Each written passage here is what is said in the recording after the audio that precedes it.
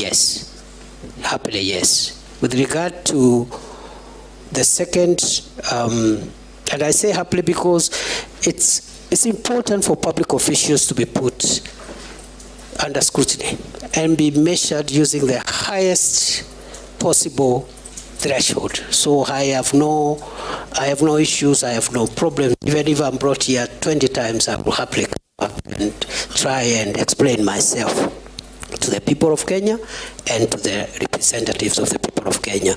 I've been asked, the second one, the last one, from the Honorable Amisi, was on whether the National Security Council is suffering from groupthink, and the answer is no. I submit. Mukami? Honorable Mukami? Thank you, Honorable Speaker. Honorable Speaker, I want to ask our Waziri one question from a police officer who is concerned. I understand there is a court battle in the court since 2018 between the police constables. There are those who are earning higher salaries than the others. That means there are those who are in job group J, they are earning more salary, and that is why they had gone to the court, because they want to understand why there is a discrimination. The other question, it's about our police officers. Waziri, as you know, our officers really do a lot of work. What policy are you going to put into place to motivate our police officers? Because there are those officers who have stayed in one station for over 20 years. They've never been promoted, they've been never transferred, they are just there in that station. So we need to motivate them. Thank you, Honorable Speaker. Mishi, Honorable Mishi. Thank you, Honorable Chairman. Honorable Chairman, I want to ask Professor one question. Professor, as the women of this country, we are shocked and we are sick to see the rising number of femicide cases. In fact, we are really shocked when we saw the bodies which were discovered at the quarry, because all the bodies were for ladies or other women. I don't know what is the root cause of this. What contributes to all this? Who slept on the job? We need to know some answers on these issues. Second, Honorable Chairman, I know he has answered issues on the issue of officers using excessive force during protest, but I also wanted to hear from him, what future plans do you have to ensure that future protests are going to be managed in a way that there'll be no loss of lives? Thank you, Honorable Chairman. Professor.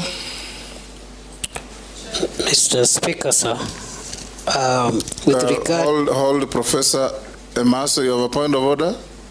I think the nominee forgot to respond to mine. Which one?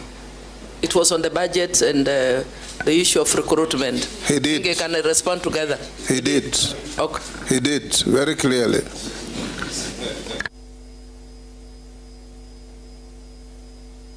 I know was misleading you to raise that issue.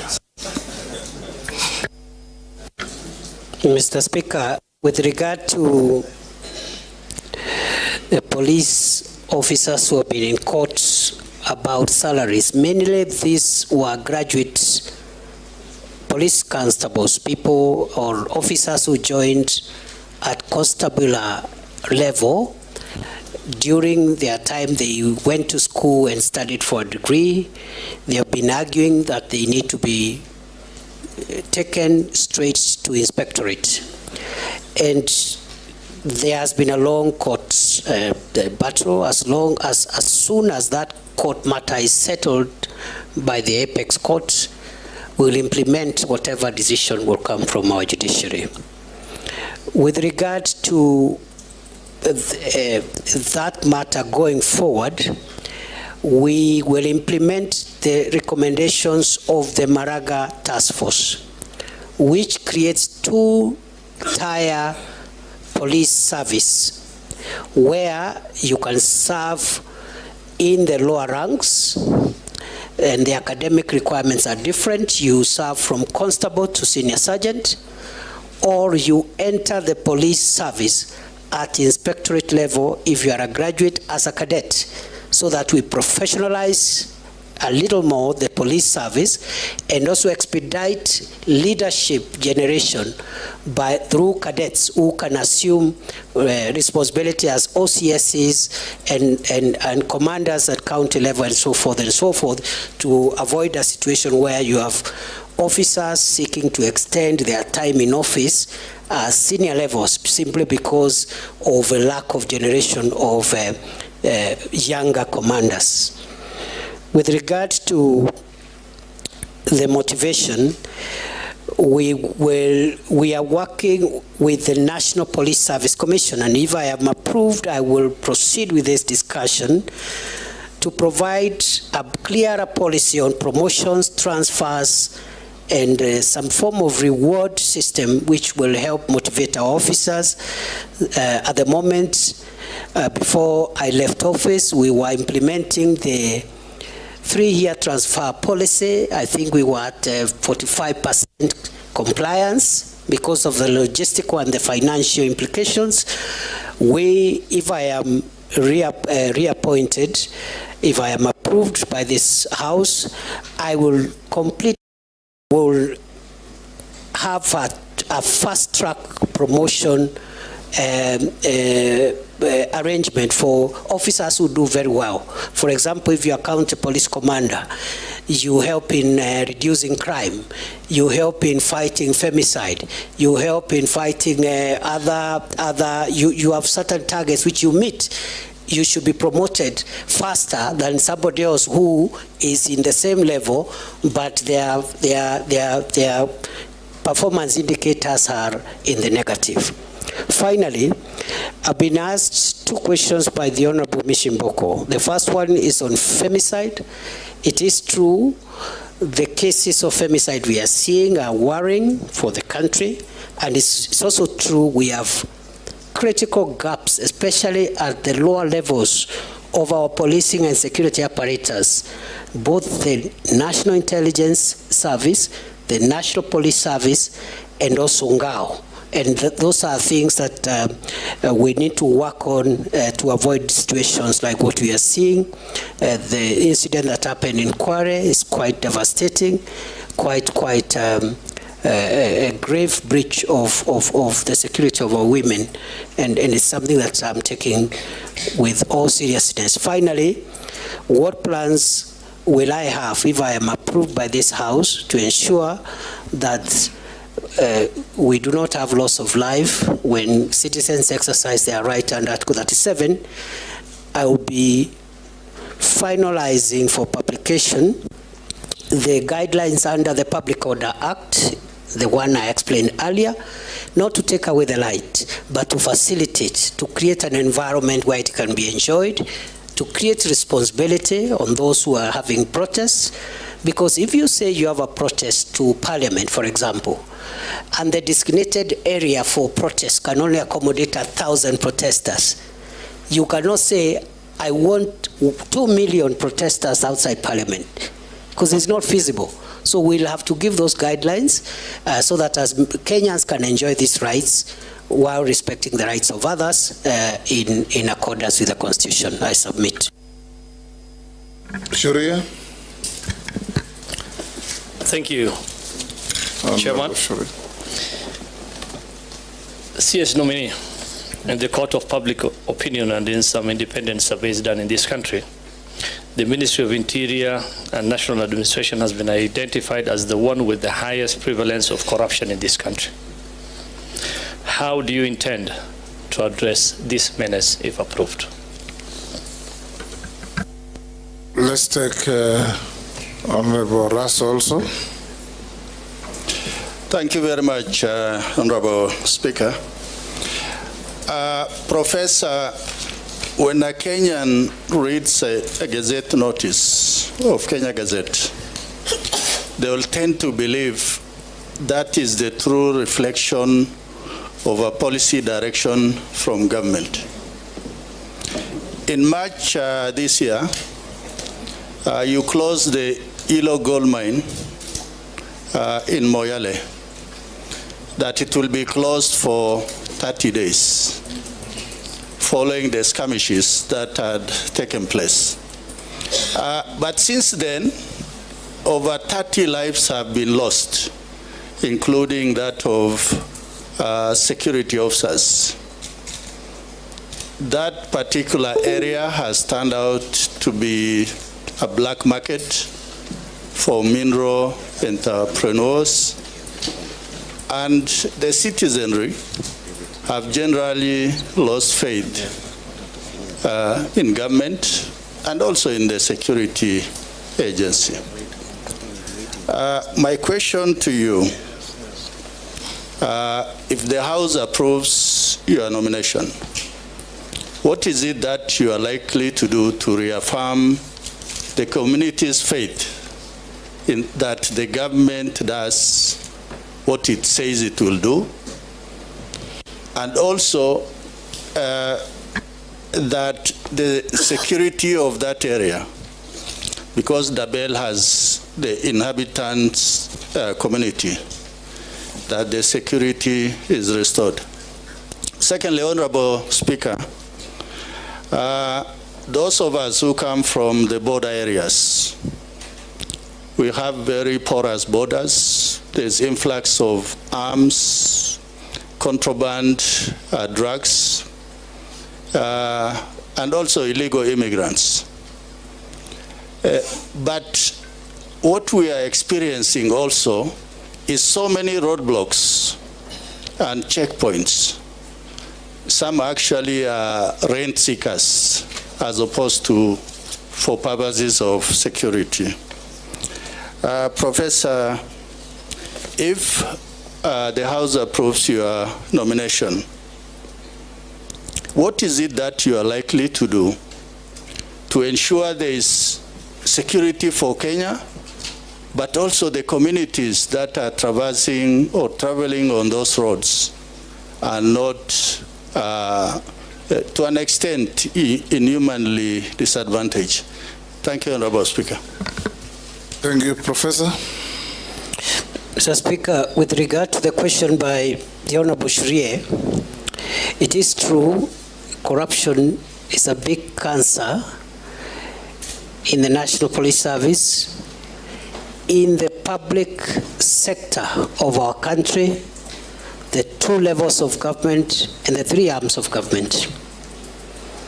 In our assessment of national security threats that are existential in nature, I have said earlier we have identified 5 existential threats to our country's future. Terrorism and violent extremism is one of them. Banditry and other organized crimes is the second. The third one is the problem of narcotic drugs, psychotropic substances, and all that goes with that. The fourth one is climate change and how it is creating disruption of livelihoods and breeding conflicts among communities. The fifth one is corruption. And therefore, going forward, if I'm reappointed, I am going to escalate programs, policies, and measures to eradicate corruption within the organs of the national security that are within the Ministry of Interior, but also propose for the rest of the country, the rest of the government and public sector, measures that can help us secure the country, because it's no longer an issue of the corruption by the police. It's an issue of corruption being able to actually threaten the country's future. And therefore, corruption is top 5 of our national security threat. Lastly, I've been asked about by the Honorable Didoraso about Hilo. It is true. Hilo gold mine in Dabel, Moyale, we closed in March for 30 days, but we've extended those orders. We have identified that area as a disturbed area because we lost some people there who were fighting over mineral rights, mainly illegal minors who had come, even some of them from other countries. So we closed it on security considerations. We are in talks with the Ministry of Mining to see how an orderly resumption of mining activities can happen. I was there physically in June. I was planning to go back in July before this happened. In the interim, we have lost a few people because of illegal activities around there, even as we speak, on a very low scale though. We even lost 2 police officers in the last 2 weeks. So as soon as if I am approved, as soon as I'm in office, I will prioritize the Dabel issue to ensure orderly resumption of lawful mining activities to the benefit of the communities that are there. With regard to borders, the multi-agency roadblocks we have, especially the one in Archer's Post, the one in Mombasa, on the Garsen-Malindi Highway, all the multi-agency roadblocks are working well, including the Kanyonyo one, the one on Garissa Mwingi, Nairobi Highway. What the criminals have done, those who smuggle arms and aliens and drugs, they are using alternative routes. What am I going to do? The same multi-agency approach that we have used on the main highways will increase our surveillance and put a multi-agency effort, not necessarily roadblocks, but patrol teams by our special forces on the alternative routes that drug traffickers, human traffickers, and other criminals are using to harm our country. I submit. Honorable Mule. Thank you very much, Chair, and thank you very much, nominee. Honorable Speaker, I want to ask Professor that he came to be the Minister for Interior after the last election and be vetted by this committee and approved, and understanding very clearly the economic policy of the Kenya Kwanza policy of bottom-up economic transformation. You have been in office, and I want to bring you to your attention that the National Assembly put up regulations for private security firms to be regulated properly. And in the view of the better or the bottom up, it was to create employment. But in the time you have been in the office, this industry has suffered tremendous losses, whereby you have not given them any regulations, you have not restored order and system in the private sector. And I would wish to know exactly what are you going to do. These private companies have been providing employment to more than almost 1.5 million Kenyans, and they could do better if the government enables proper regulations to create that. And you revoked the license of the Private Security Regulatory Authority, whereby 9 companies plus in this country have not been able to create employment. Are you in the tandem of the idea of creating employment, or making sure that there is no more employment and reducing the tax collection for the government? Because that is in your docket, whereby you need to create environment. And being the last person, Mr. Speaker, I would wish to ask the CS to give us a number of activities he has participated in pro bono work in this country,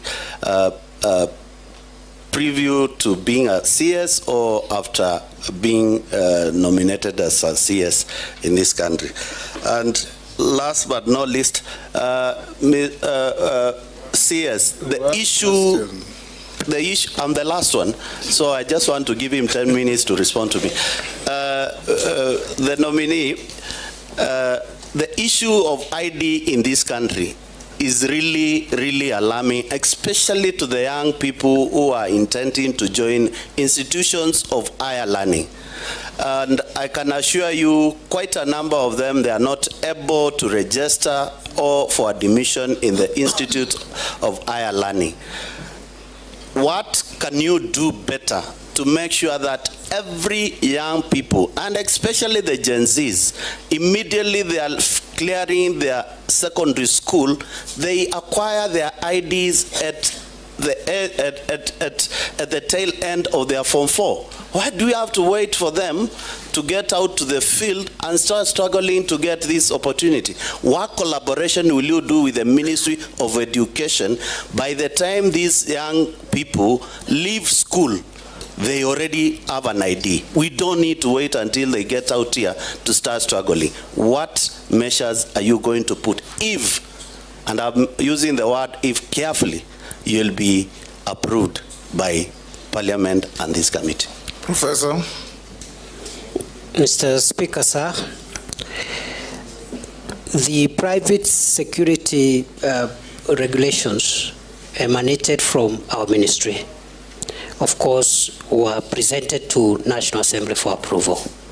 So those regulations themselves speak to the fact that we've been actively involved in generating policy guidance and framework for this very critical sector. In fact, it is my belief, having interacted now with the ministry for 21 months, that the private security, if a little bit regulated in terms of the curriculum and the kind of content those that are recruited there go through, can help us in providing security for some of the private and not so critical installations. And we can vet some of the deserving cases to even be armed, so that instead of having a police officer manning a supermarket or even a bank, sometimes like it happens in Uganda and other countries, you can have very qualified private security people vetted and armed to supplement the work of the police, so that we don't overstretch the national police officers. On the second issue from the Honorable Mule,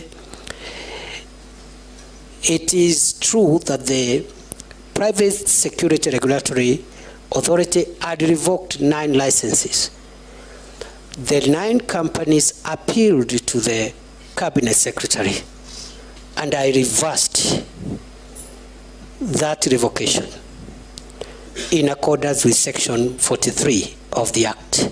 So those licenses that were revoked, they were reinstated on appeal. Then the issue of pro bono work. Pro bono work, I understand it to mean unpaid work. That's the understanding of pro bono work from my very limited legal background. I don't know, like which one now, maybe in church or at home or where. Because since I became minister, I have no free time to do anything. I have no time to do anything. I hardly sleep. I hardly have a weekend. Night and day are the same for me.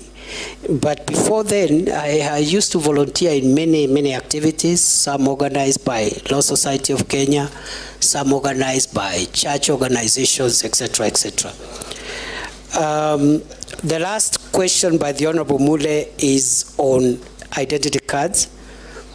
We have suffered the current discomfort because of court injunctions. That's number one. Court injunctions for 4 months between last year and early this year, and right now there's even another court injunction.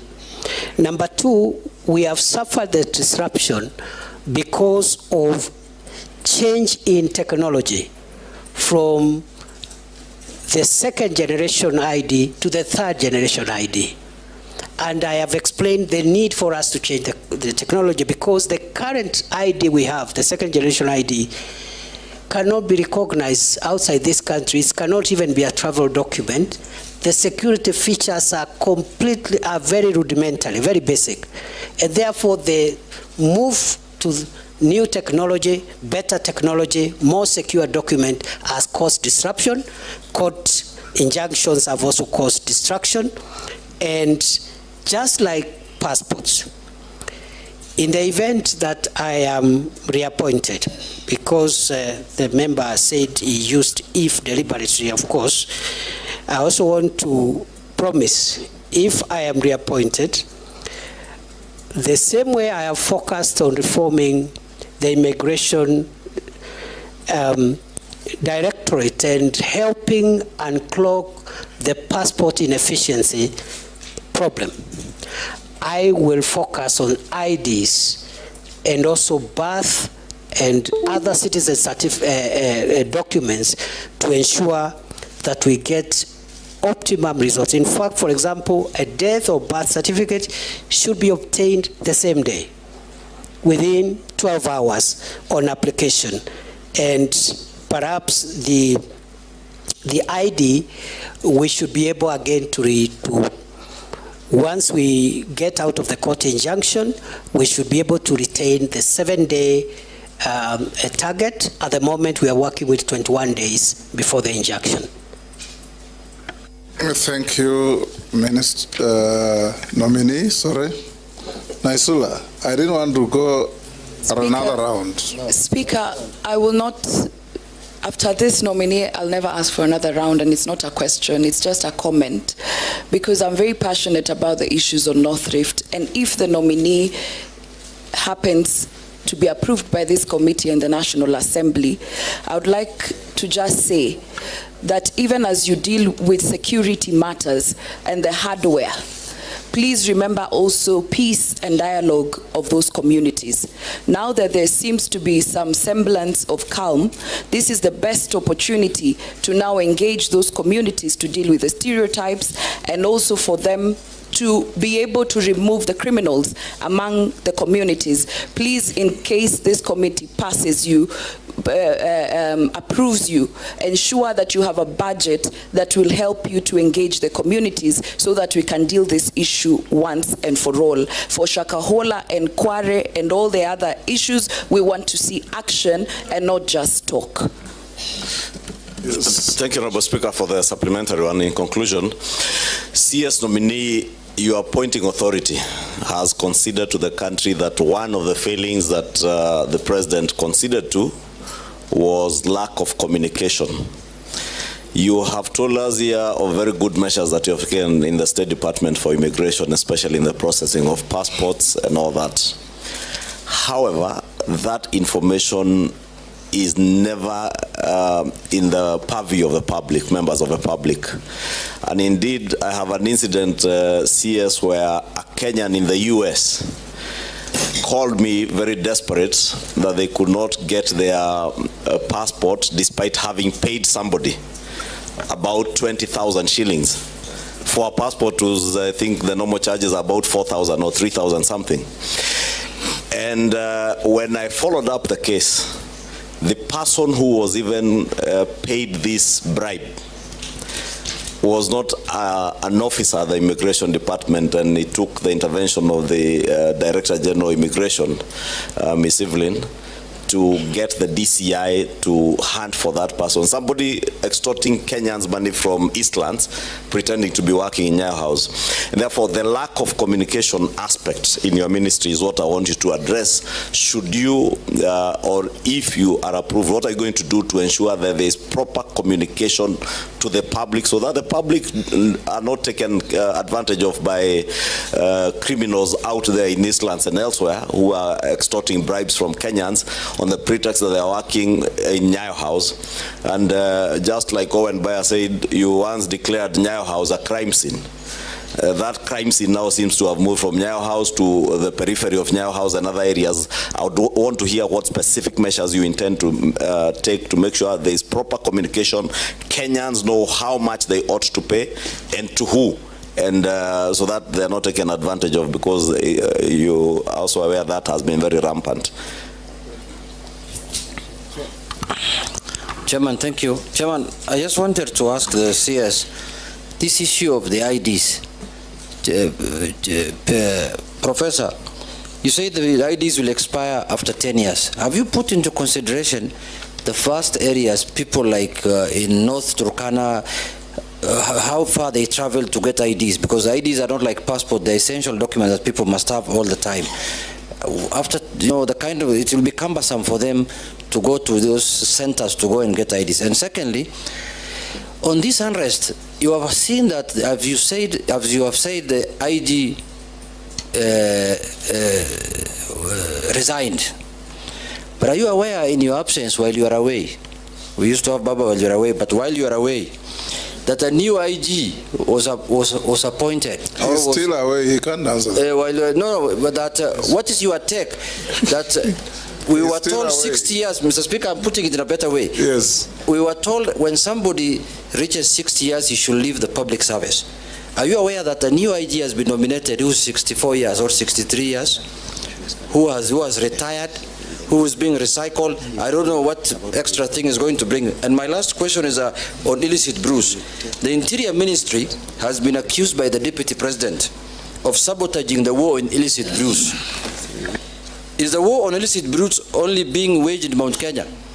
What aspects of this war are being undertaken in the Interior Ministry, and what is being done by the Office of the Deputy President? How much funds have been used in this war in the last 2 years when you were the Interior Ministry, before you were fired?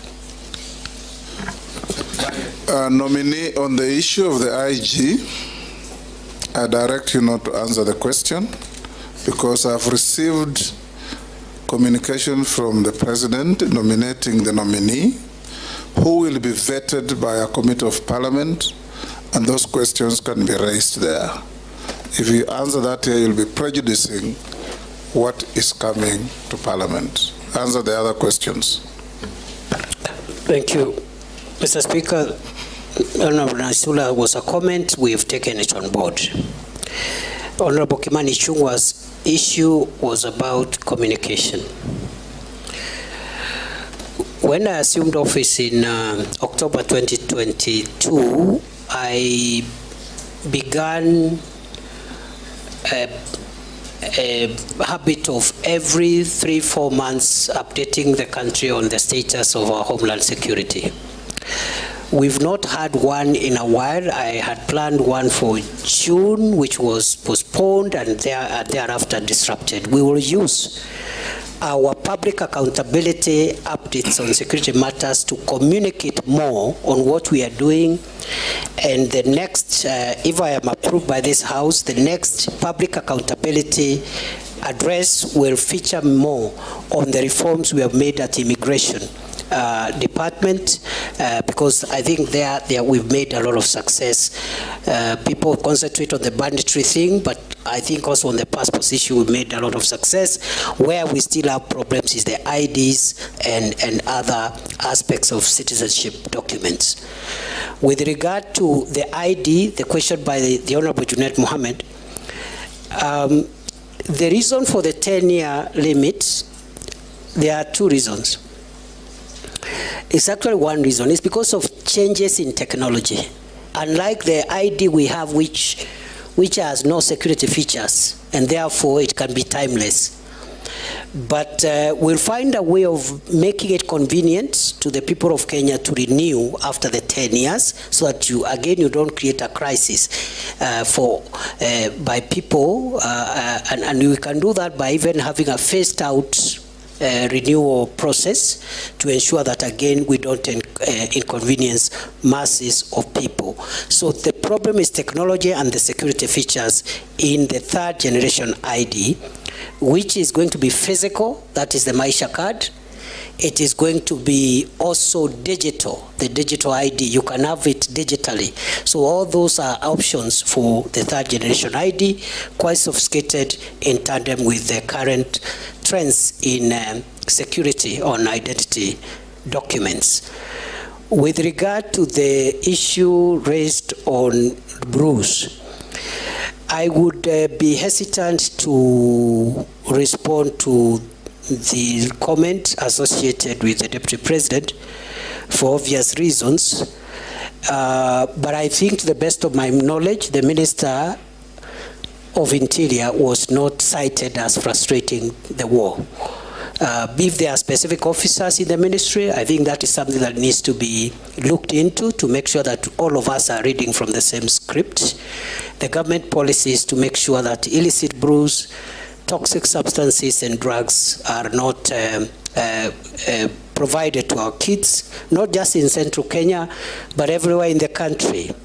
With regard to how much money the Deputy President Office has used, again, I am not privy, and I think that is the office that can answer that question. How much funds have we used in the fight against brew? We have not allocated any special budget in the Ministry of Interior in the fight against illicit alcoholic drinks and drugs. We have used our normal budgets, our normal security operations budget to carry out that program as part of the normal programs. I submit. Professor, I'll ask you one or two questions. The first one is a furtherance on the issue of IDs. As you introduce a 10-year ID, just take into account that an ID in this country is everything. You can't enter a supermarket, you can't open a bank account, the old and PWDs cannot access social safety net funds without an ID. Now, if you are going to have that ID last for 10 years, then you must put in place a seamless renewal process so that people don't suffer because of failure to renew an ID card. And you, if you are approved to go back to office, I would want to see that you draft regulations that will guide and manage renewal of IDs and bring to Parliament for approval. The second issue I want to ask you, nobody asked you, prisons fall under your authority if you are approved. What are you doing or what do you propose to do about prison reforms? I remember when we were senators and we went with you to Kitui, and we found prisoners literally half naked, poorly dressed, and looking like they were very poor hygienic conditions in which they were operating. What are you going to do, if approved, in prison reforms to make prisons more humane?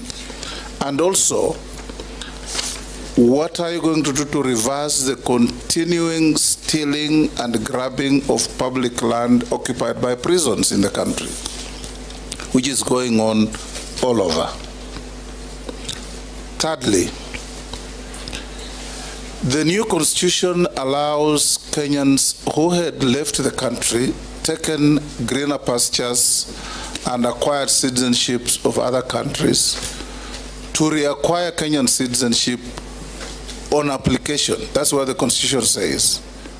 But we get a lot of communication and phone calls from Kenyans out there who are struggling to reclaim their citizenship because they have either British or American or whatever citizenship. What are you doing to simplify? Because the Constitution says you reclaim your citizenship on application. What are you going to do to simplify the process of reclaiming citizenship by Kenyans who lost their citizenship? If you can answer those, then I'll come to other simpler questions to you. Thank you, Mr. Speaker, sir.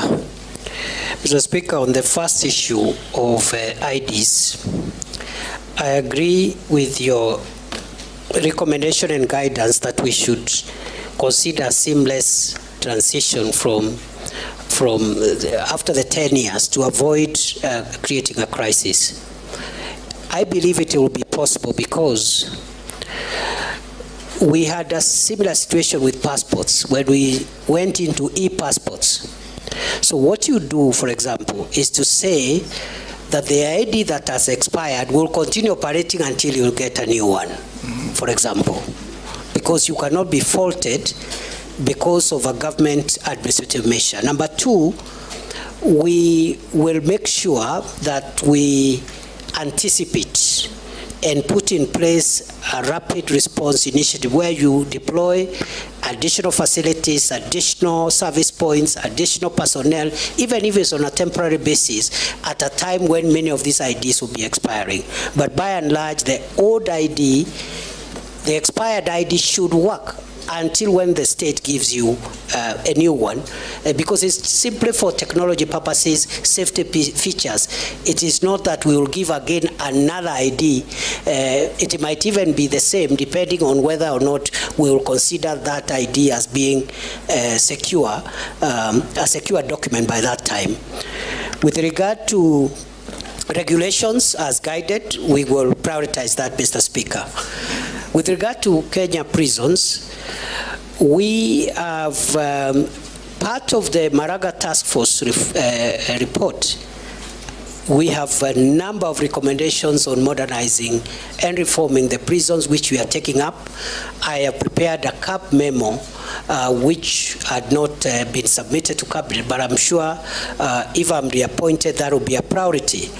And the areas of reform include making the prison enterprises more productive by investing in better technology in their workshops to make sure they produce more competitive goods which are affordable. Number two, welfare issues. In fact, these seats you see here were made by prisons. Absolutely. So if they are empowered, because that is labor and skill is available, if they are given better equipment and for carpentry, for masonry and other skills in the prisons, we're going to have better output and generate more revenue and avoid the prisons relying on S-check all the time in these times of constrained budget.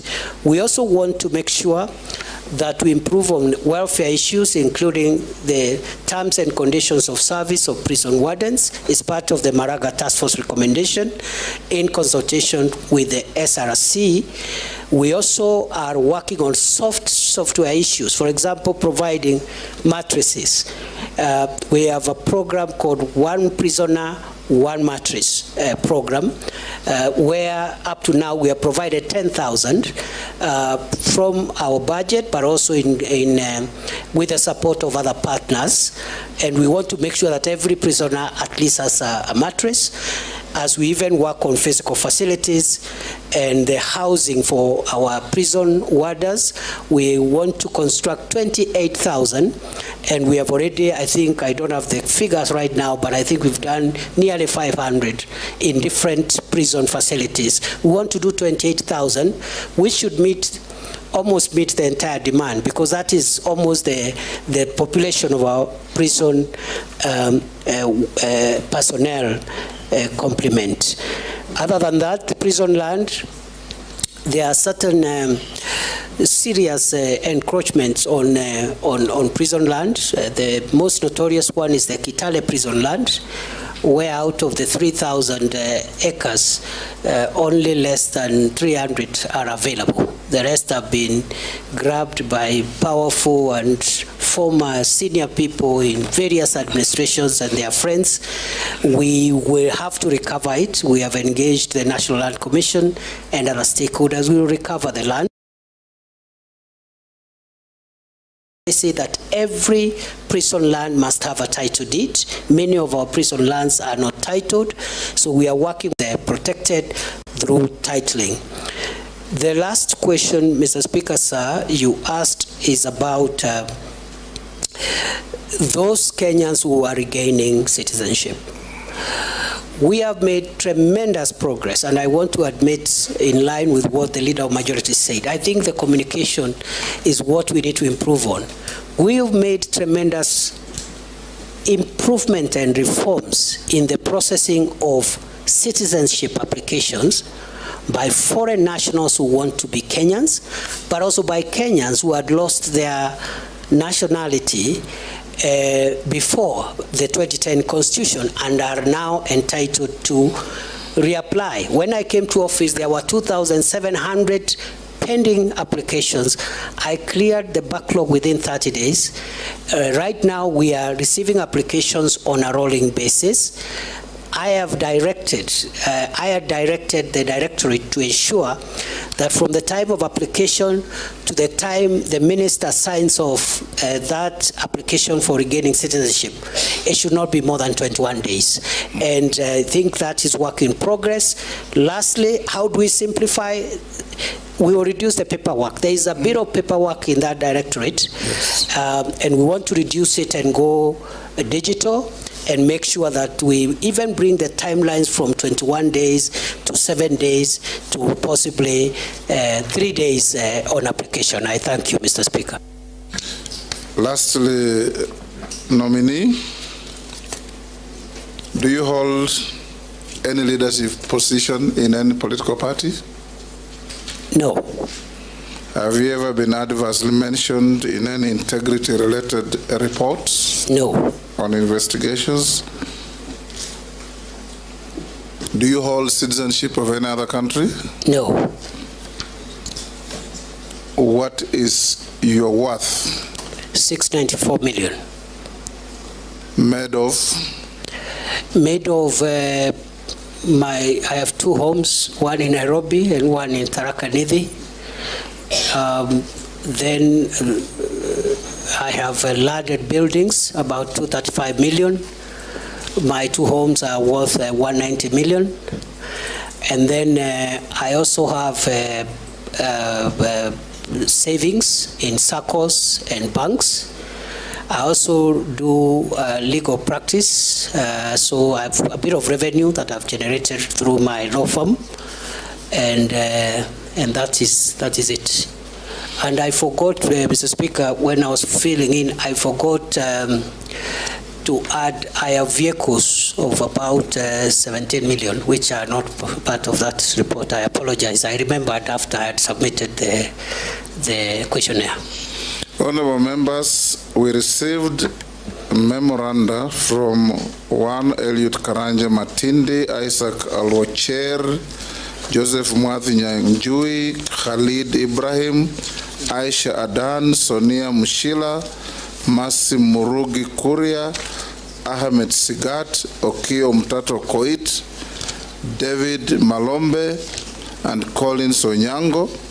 We forwarded them to the nominee, and the nominee responded to all of them in writing. We have them on record. Professor, we allocated 2 hours. We've done with you 2 hours and 10 minutes. We want to inform you that this brings to an end our interaction with you.